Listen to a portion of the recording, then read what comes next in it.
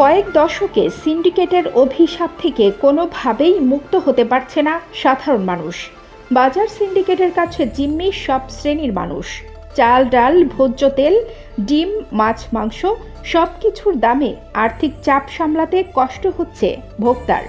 সিন্ডিকেটের কারসাজিতে বাজারের অবস্থা করুণ। পতিত শেখ হাসিনা সরকারের আমলেও সিন্ডিকেট ভেঙে ভোক্তাকে স্বস্তি দিতে পারেনি, বরং বিভিন্ন সময় শুল্ক ছাড় ও পণ্যের দাম বাড়িয়ে মূল্য ঘোষণা করে চক্রকে সুবিধা দেওয়া হয়েছে। বর্তমানে অন্তর্বর্তী সরকার বাজার নিয়ন্ত্রণের আশ্বাস দিলেও তারা কোনো সমাধান দিতে পারছেন না। সর্বশেষ সয়াবিন তেল নিয়ে বাজারে যা হলো তা সবাই জানে। টিসিবির তথ্য বলছে, গত বছর ঠিক একই সময়ের তুলনায় প্রতি কেজি চাল সর্বোচ্চ 8% বেশি দামে বিক্রি হচ্ছে। লিটার প্রতি ভোজ্য তেল 9%, কেজি প্রতি ডাল 3%, রসুন 15.91%, হলুদ 20%, মাছ মাংস 7 থেকে 15% বেশি দামে বিক্রি হচ্ছে।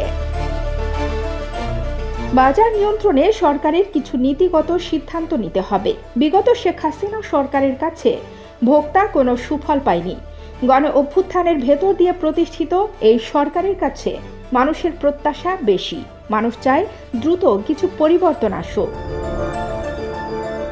যেহেতু তারা বিপ্লবী চেতনায় প্রতিষ্ঠিত, তাই মানুষ অ্যাকশন দেখতে চায়। সরকারের একাধিক সংস্থা খুচরা পর্যায়ে তদারকি করে দায় সারছেন এবং শক্তিশালীদের ছাড় দেওয়ায় সিন্ডিকেট ভাঙছে না বলে মনে করেন তারা।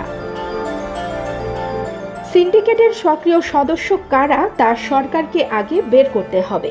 উৎপাদনকারী ব্যক্তি বা প্রতিষ্ঠান কিংবা আমদানিকারক থেকে পণ্য ভোক্তা পর্যন্ত পৌঁছাতে কয়েকটি হাত বদল হয়।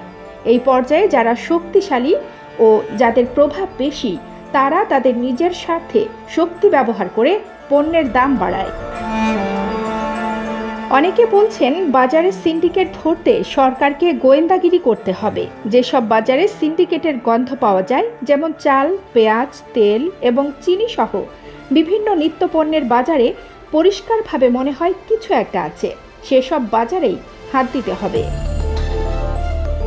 কিছু অসাধু ব্যবসায়ীর কাছে জিম্মি দেশের সাধারণ ভোক্তা।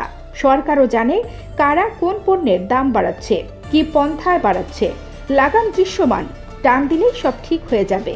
কিন্তু কেন তা করা হচ্ছে না সেটাই দেখার বিষয়। কারণ অন্তর্বর্তী সরকারের কাছে সাধারণ মানুষের প্রত্যাশা অনেক। কানিজ ফাতেমা, নিপা, খবর সংযোগ।